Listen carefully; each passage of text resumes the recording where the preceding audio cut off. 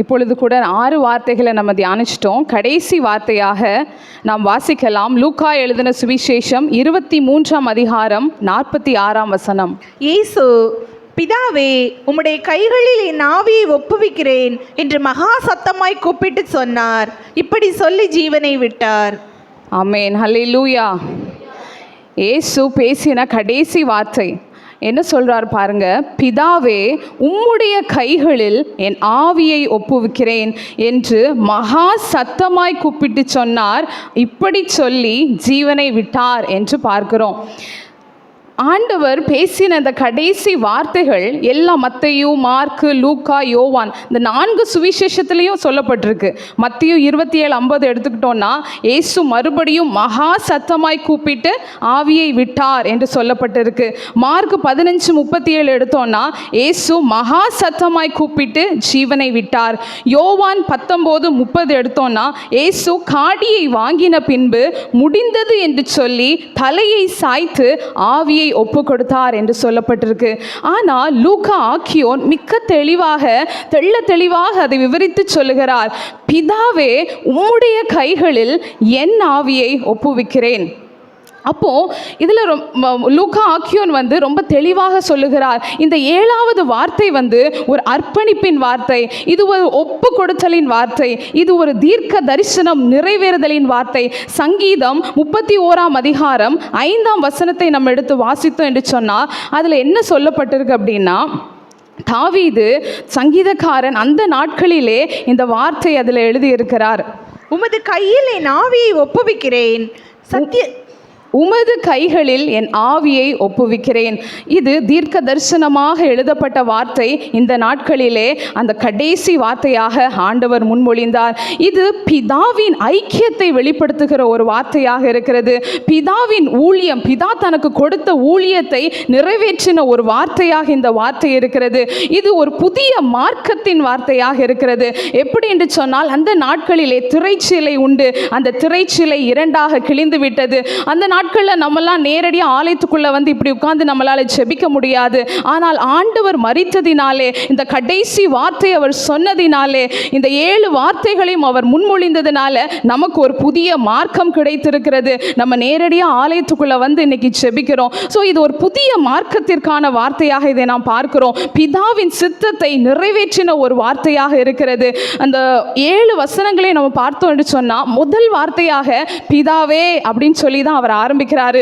முடிக்கும் போதும் கடைசி வார்த்தையிலையும் பிதாவே என்று சொல்லி அவர் சொல்லுகிறார். அப்போ பிதாவுக்கு அவர் எந்த அளவுக்கு ஒரு முக்கியத்துவத்தை கொடுக்கிறார் என்று நம்ம அறிந்து கொள்ள முடிகிறது.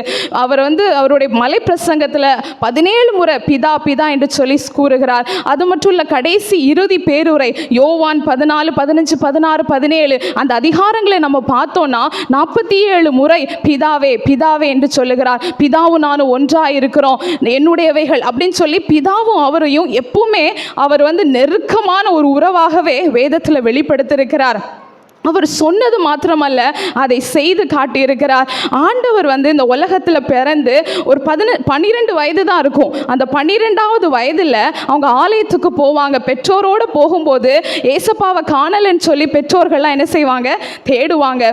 அப்போ லூக்கா எடுத்து வாசிங்க. லூக்கா 2ஆம் அதிகாரம் 49வது வசனம். அவர் அங்கே பிரதான ஆசாரியர் அவர்களோடெல்லாம் உட்காந்து பேசிட்டு இருப்பார். அங்கே தாய் தகப்பன்மார் அவரை தேடிட்டு இருப்பாங்க. பிள்ளையை காணுமே அப்படின்னு சொல்லி அவங்க அங்கலாய்த்து தேடிக்கொண்டு இருப்பாங்க. அதற்கு அவர், நீங்கள் ஏன் என்னை தேடினீர்கள்? என் பிதாவுக்கு அடுத்தவைகளில் நான் இருக்க வேண்டியதென்று அறியீர்களா என்றார். அப்போ ஆண்டவர் என்ன சொல்றாரு, 12வது வயதில் அவர் என்ன சொல்றாரு, நீங்கள் ஏன் என்னை தேடினீர்கள்? என் பிதாவுக்கு அடுத்தவைகளில் நான் இருக்க வேண்டியதென்று அறியீர்களா அப்படிங்கிறாரு. அவருக்குள்ள இருந்த ஒரு தெளிவு, நான் இந்த உலகத்துக்கு நான் எதுக்கு வந்தேன்? பிதாவின் சித்தத்தை நிறைவேற்றுவதற்காக நான் இந்த உலகத்தில் வந்திருக்கிறேன். பிதா மூலமாக நான் இந்த உலகத்துக்கு வந்திருக்கிறேன். நான் பிதாவிட பிதாவிடம் தான் போகிறேன் அப்படிங்கிற ஒரு தெளிவு அவர்கிட்ட காணப்பட்டது. அந்த சிறு வயதில் கூட அவர் தாய் தகப்பன்ட்ட சொல்றாரு, பிதாவுக்கு அடுத்தவைகளில் நான் இருக்க வேண்டும் என்று உங்களுக்கு தெரியாதா அப்படின்னு சொல்லி அவர் கேட்கிறதை நாம் பார்க்க முடிகிறது. அவர் மலை பிரசங்கத்தில் எல்லா காரியத்திலும் எப்பொழுதுமே பிதாவுக்கு அவர் முக்கியத்துவம் கொடுக்கிறவராய் அவர் காணப்படுகிறார். எப்பொழுதுமே சொல்வார், நானும் பிதாவும் ஒன்றாய் இருக்கிறோம். அவருக்குள்ள ஒரு தெளிவான ஒரு நம்பிக்கை உண்டு. நானும் பிதாவும் ஒன்று, பிதா கிட்ட தான் என்னுடைய ஆவியை நான் ஒப்பு கொடுக்கணும் அப்படிங்கிறதுல அவர் தெளிவாக இருந்தார் என்று நம்ம பார்க்கிறோம். இந்த நாட்களில் நமக்குள்ள அந்த தெளிவு இருக்கிறதா? நம்ம இந்த உலகத்துக்கு வந்த நோக்கம் என்ன? நம்ம எதற்காக இந்த உலகத்தில் வந்தோம்? நம்மளுடைய ஆவியை நம்ம எங்க ஒப்பு கொடுக்க போகிறோம் அப்படிங்கிற தெளிவு நமக்குள்ள இருக்கா என்று சொல்லி நம்ம நிதானித்து அறியக்கூடிய நேரத்தில் வந்திருக்கிறோம். கர்த்தருடைய வார்த்தையை பாருங்க. அவர் அடுத்தல என்ன சொல்றாரு? பிதாவே உம்முடைய கைகளில். அடுத்தால என்ன சொல்றாரு? உம்முடைய கைகளில். அவர் யாருடைய கைகளில்? சத்ருவின் கைகளிலோ உலகத்தின் கைகளிலோ அவர் ஒப்பு கொடுக்கல. பிதாவின் கைகளிலே தன்னை ஒப்பு கொடுக்கிறேன் அப்படிங்கிறதுல அவர் உறுதியா இருக்கிறாரு. அவருக்கு தெரியும், எவ்வளோ நெருக்கங்கள் பாடுகள் வந்தாலும் கர்த்தர் என்னோடு இருக்கிறார் என்பதை அவர் அறிந்திருக்கிறார். பிதாவின் கையில தான் நான் சரணடையணும் அப்படிங்கிறதுல அவர் உறுதியா இருந்தார். இந்த லூக்கா எழுதின சுவிசேஷம் 23ஆம் அதிகாரம் 44ஆம் வசனம் 45 பார்ப்போம்னா, அப்பொழுது ஏறக்குறைய 6ஆம் மணி நேரமாய் இருந்தது. 9ஆம் மணி நேரம் வரைக்கும் பூமி எங்கும் அந்தகாரம் உண்டாயிற்று. சூரியன் இருளடைந்தது. தேவாலயத்தின் திரைச்சீலை நடுவில் 2ஆக கிழிந்தது. இதில் நம்ம பார்த்தோன்னு சொன்னால் 9ஆம் மணி நேரம் வரைக்கும் பூமி எங்கும் அந்தகாரம் உண்டாயிற்று. ஒரு பெரிய அந்தகாரம் அங்கே ஏற்படுது. சூரியன் இருளடைகிறது. திரைச்சிலை 2ஆக கிழிக்கப்படுது. ஆண்டவர் அங்கு தொங்கிக் கொண்டிருக்கிறார். சுற்றிலும் அந்தகாரம், சுற்றிலும் இருளான ஒரு சூழ்நிலை, ஒரு நெருக்கடியான ஒரு நேரம், ஒரு உடைக்கப்பட்ட ஒரு நேரம். 4வது வசனத்தில் பார்த்தோன்னா, ஏன் என்னை கைவிட்டீரப்பா அப்படின்னு ஒரு கைவிடப்பட்டதான ஒரு சூழ்நிலை, ஒரு நெருக்கடியான ஒரு வேலை, உள்ள இருளா இருக்கு. ஆனாலும் அவருக்குள்ள ஒரு தெளிவு உண்டு. நான் என்னுடைய ஆவியை என் பிதாவினிடத்தில் தான் ஒப்பு கொடுக்கணும் என்று சொல்லி அவருக்குள்ள இந்த வாஞ்சை, அவருக்குள்ள இருந்த ஒரு தெளிவான நம்பிக்கை இந்த வார்த்தை நமக்கு அறிவிக்கிறது. இந்த நாட்களில் நம்ம எப்படி இருக்கோம்? நம்மளை சுற்றிலும் நெருக்கங்கள் இருக்கலாம், நம்மை சுற்றிலும் இருளான சூழ்நிலைகள் இருக்கலாம், சுற்றி நெகட்டிவிட்டிஸா இருக்கலாம், இதுமே நடக்காத சூழ்நிலைகள், அந்தகாரமான காரியங்கள் நம்மளை சுற்றி தாக்கி கொண்டு இருக்கலாம். அந்த நேரத்தில் நமக்குள்ள இருக்கிற நம்பிக்கை எப்படி இருக்கு? நான் என்னுடைய ஆவியை கர்த்தர்ட்ட கொடுக்க போறேனா, இல்ல சத்துருவின் கிரியைகளுக்கு நான் சோர்ந்து போக போறேனா, கவலையோடு இருக்க போகிறேனா, கோபப்பட போறேனா, எரிச்சலோடு இருக்க போகிறேனா, சூசைட் பண்ண போறேனா, ஒரு தவறான காரியத்தை செய்ய போகிறேனா, இப்படி ஒரு மனநிலையோடு நம்ம காணப்படுகிறோமா?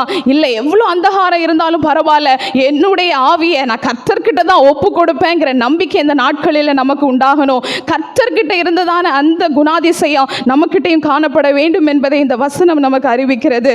அவர்கிட்ட இருந்ததான ஒரு தெளிவு, உம்முடைய கைகளில் என் ஆவியை நான் ஒப்புவிக்கிறேன் அப்படின்னு சொல்லி பார்க்குறோம். அவர் எப்படியெல்லாம் ஆண்டவர் சமூகத்தில் பிதாவினிடத்தில் தன்னுடைய ஆவியை அவர் ஒப்புவிக்கிறார், எப்படியெல்லாம் அவர் ஒப்புவித்தார் அப்படின்னு சொல்லி ஒரு 3 காரியங்களை நம்ம பார்க்க போகிறோம். முதலாவதாக ஜீவ பலியாக அவர் ஒப்பு கொடுத்தார். எபிரேயர் 9ஆம் அதிகாரம் 14ஆம் வசனம்.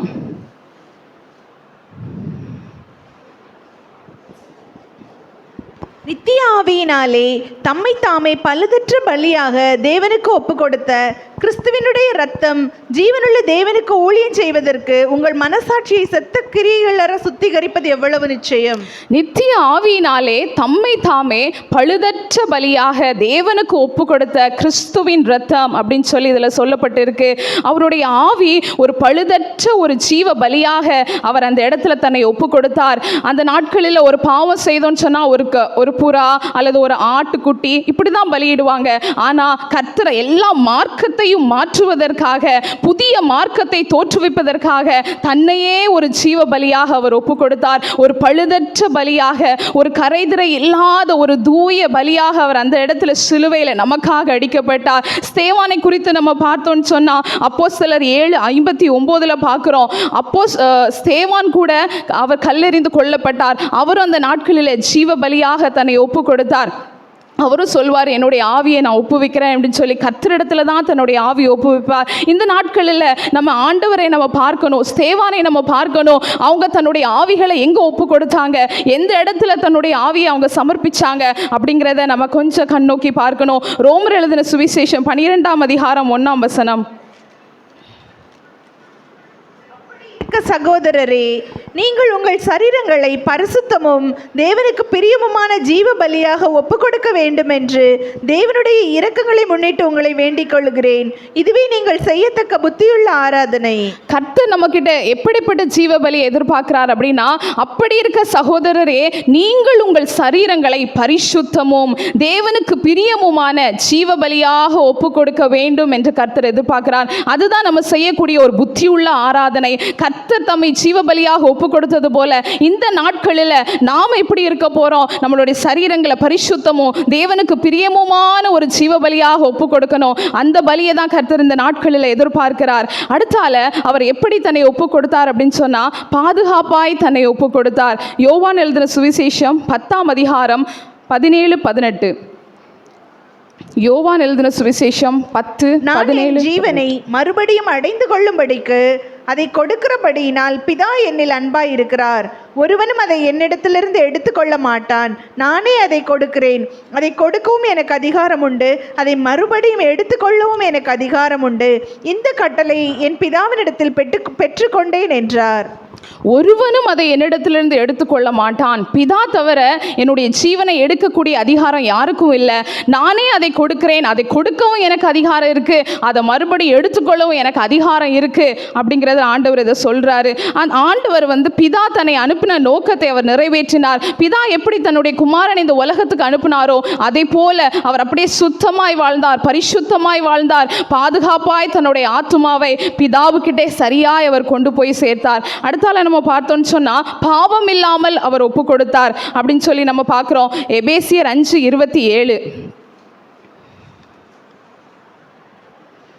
கரைதிரை முதலானவைகள் ஒன்றும் இல்லாமல் பரிசுத்தமும் பிழையற்றதுமான மகிமையுள்ள சபையாக அதை தமக்கு முன் நிறுத்திக் கொள்வதற்கும் தம்மைத்தாமே அதற்காக ஒப்பு கொடுத்தார். ஆமேன். கரைதிரை முதலானவைகள் ஒன்றும் இல்லாமல் பரிசுத்தமும் பிழையற்றதுமான மகிமையுள்ள சபையாக அதை தமக்கு முன் நிறுத்திக் கொள்வதற்கு தம்மை தாமே அதற்கு ஒப்பு கொடுத்தார். 1 பேதுரு 2ஆம் அதிகாரம் 22-23 என்ன சொல்லப்பட்டிருக்கு அப்படின்னா, 1 பேதுரு 2:22-23. அவர் பாவம் செய்யவில்லை, அவருடைய வாயிலே வஞ்சனை காணப்படவும் இல்லை. அவர் வையப்படும் போது பதில் வையாமலும் பாடுபடும் போது பயமுறுத்தாமலும் நியாயமாய் தீர்ப்பு செய்கிறவருக்கு தம்மை ஒப்புவித்தார். அவர்கிட்ட பாவமே இல்லை அப்படிங்கிறது இந்த வார்த்தைகள் நமக்கு தெரியுது.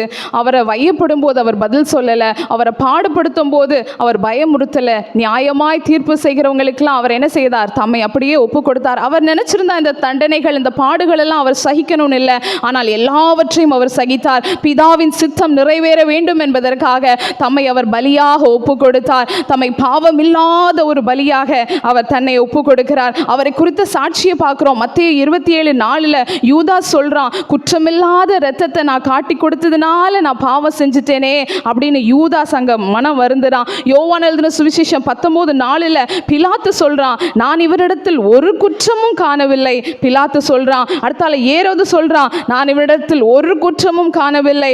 அடுத்தால பிலாத்துவின் மனைவி வர்றா, அவ சொல்றா, நீர் இந்த நீதிமானை ஒன்றும் செய்ய வேண்டாம் அப்படின்னு அவளும் சொல்லி பார்க்கிறா. அது மாத்திரம் அல்ல, அந்த கள்ளன் கூட சொல்றான், இவர் தகாததொன்றும் நடப்பிக்கவில்லையே அப்படின்னு சொல்றான். அவரை சுற்றி இருந்தவர்கள் எல்லாரும் அவரை குறித்த சாட்சி சொல்றாங்க. அவர்கிட்ட ஒரு சின்ன பாவம் இல்லை, ஒரு சின்ன பழுதல்ல, ஒரு பழுதற்ற பலியாக நமக்காக அவர் தன்னை ஒப்பு கொடுத்தார். நம்ம இன்னைக்கு எப்படி வாழ்ந்துட்டு இருக்கிறோம்? நம்மளை சுற்றி உள்ளவர்கள் நம்மளை குறித்து எப்படி ஒரு சாட்சி சொல்ல போறாங்க, நம்மளை குறித்து எப்படி சொல்வாங்க அப்படின்னு சொல்லி ஒரு சில நேரம் நம்ம நிதானிச்சு அறியணும். ஒரு பழமொழி கூட சொல்வாங்க, கல்யாண வீட்டுக்கு போறதை விட துக்க வீட்டுக்கு போறது நல்லம். அங்க நிறைய அவங்களோட முடிவுகளை நம்ம அறிந்து கொள்ளலாம், அவங்களோட குறித்துதான சாட்சிகளை நம்ம கேட்கலாம் அப்படின்னு சொல்லுவாங்க. நம்ம மரிக்கும் போது நம்மளை குறித்துதான சாட்சி எப்படி இருக்க போது? கர்த்தர் நமக்காக மரிச்சார், அவரை குறித்ததான சாட்சிகள், அவரை குறித்ததான வார்த்தைகள் எல்லாம் நம்ம அறிந்திருக்கிறோம், கேட்கிறோம். அது மாத்திரம் இல்லை, 100க்கு அதிபதி கூட சொல்றாரு, இவர் மெய்யான நீதிபரனா இருக்கிறான் என்று சொல்லி சுத்தி எல்லாரும் சொல்றாங்க அவரை குறித்ததான சாட்சியை. இந்த நம்மளை குறித்து எப்படி இருக்க போகுது சாட்சி என்று சொல்லி நம்மளை நாமே நிதானித்து பார்க்கணும். ஒருவேளை இன்று அவருடைய வருகை இருந்துமானால் நம்மளுடைய ஆவியை நம்ம எங்க ஒப்பு கொடுக்க போகிறோம்? நம்மளுடைய ஆவி இன்னைக்கு எந்த இடத்துல இருக்கு என்று சொல்லி நம்ம நிதானித்து நம்ம யோசிக்க வேண்டிய கட்டாயத்தில் நம்ம இந்த நாட்களில் காணப்படுகிறோம். ஆண்டவர் பிதாவின் நோக்கத்தை சரியாக அவர் செய்து முடித்தார். பூமிக்குடைய கூடாரமாகிய நம்முடைய வீடு அழிந்து போக நமக்கு நித்திய நித்திய வீடு, கைவேலையில் கட்டப்படாத நித்திய வீடு நமக்கு பரலோகத்தில் இருக்கு. நம்ம அதை மாத்திரம் தான் நோக்கி பார்க்கணும். உலகத்தில் உள்ளவைகளிலும் அன்பு கூறாதிருங்கள், மேலானவைகளை நாடுகள் என்று கர்த்தர் சொல்லி இருக்கிறார். நம்ம இந்த நித்தியத்திற்கான காரியங்களை மாத்திரம் இந்த நாட்களை நம்ம கவனம் செலுத்தணும். உலகத்துக்கும் உலகத்தின் காரியங்களுக்கும் நம்ம முக்கியத்துவம் கொடுக்க கூடாது. கர்த்தர் எப்படி இந்த உலகத்துல நம்மளை கொடுத்தாரோ அதே போல பரிசுத்தமாய் அவருடைய வருகையில நம்ம போகணும். வெளிப்படுத்தின விசேஷம் 22ஆம் அதிகாரம் 12ஆம் வசனம் என்ன சொல்லப்பட்டிருக்குன்னு பாருங்க. இதோ சீக்கிரமாய் வருகிறேன், அவனவனுடைய கிரியைகளின்படி அவனவனுக்கு நான் அளிக்கும் பலன் என்னோட கூட வருகிறது. ஆண்டவர் இதுல வசனம் என்ன சொல்றதுன்னா, இதோ சீக்கிரமாய் வருகிறேன். ஆண்டவர் சொல்றாரு, அவனவனுடைய கிரியைகளின்படி அவனவனுக்கு நான் அளிக்கும் பலன் என்னோடு கூட வருகிறது.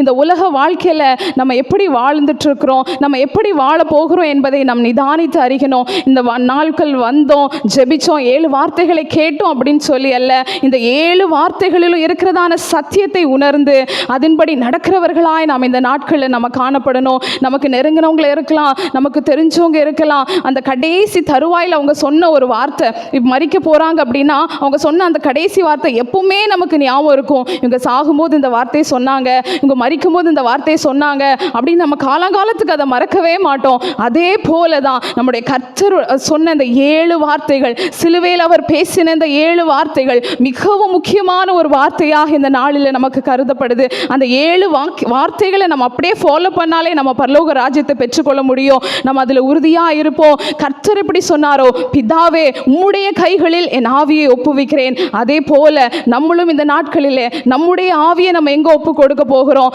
என்பதில் தெளிவாக இருந்து சரியான முடிவை எடுத்து நம் ஓட்டத்தை நல்லபடியாய் முடிப்போம் என்று சொல்லி இந்த வார்த்தையை முடிக்கிறேன். நம்ம எல்லாரும் கண்களை மூடி ஜெபிப்போம். ஹல்லேலூயா. எங்களை அதிகமாய் நேசித்து வழிநடத்துகிற அன்பின் பரலோக பிதாவே, இந்த நேரத்தில் கூட கர்த்தாவே அப்பா உம்முடைய வார்த்தையை நாங்கள் தியானித்தோம் சுவாமி. அப்பா பிதாவே, உம்முடைய கைகளில் என்னுடைய ஆவியை ஒப்புவிக்கிறேன் என்று நீ சொன்ன அந்த வார்த்தைக்காக ஸ்தோத்திரம் அப்பா. நீர் எப்படி பிதாவின் சித்தத்தை இந்த பூமியிலே நிறைவேற்றினீரோ ஆண்டவரே, தீர்க்க தரிசனங்கள் நிறைவேற நீர் எப்படி ஒப்பு கொடுத்தீரோ ஆவியானவரே, பிதாவின் ஊழியத்தை நீ நிறைவேற்றினது போல அப்பா எங்களை குறித்ததான சித்தம், எங்களை குறித்ததான நோக்கம் இந்த உலகத்தில் அப்பா நீர் எங்களுக்கு கொடுத்ததான இந்த ஆவியை, நீர் எங்களுக்கு கொடுத்ததான இந்த ஜீவனை அப்பா நாங்கள் பாதுகாக்கணும் ஆண்டவரே. நாங்கள் பரிசுத்தமாக இதை பாதுகாத்து பாவம் இல்லாமல் உம்முடைய வருகையில் ஆண்டவரே நாங்கள் அதை பத்திரமாயும் மண்டையில் சேர்க்கணும் கர்த்தாவே. அப்பா எங்களுக்குள்ள இருக்கிறதான ஆண்டவரே தேவன் விரும்பாத காரியங்கள், அசுத்தமான காரியங்கள், பாவங்கள், கோபங்கள், எரிச்சல்கள், வியாகுலங்கள், பொறாமைகள், ஆண்டவரே உம்மை துன்பப்படுத்துகிறதான காரியங்கள், உம்மை அசுத்தப்படுத்துகிறதான காரியங்கள், அப்பா எங்களை சரீரத்தை ஆண்டவரை அழிக்கிறதான காரியங்கள், தேவனுக்கு பிரியமில்லாத எல்லா அந்தகார கிரியைகள், தேவன் விரும்பாதகாத காரியங்கள் எங்கள் வாழ்க்கையில் இருக்குமானால் இப்பொழுதே அதெல்லாம் எங்களை விட்டு மறைந்து போகட்டும்பா. ஒரு விஷயம் எங்களை மன்னித்து எங்களை நீர் பரிசுத்தப்படுத்த வேணுமாய் நாங்கள் ஜெபிக்கிறோம் அப்பா.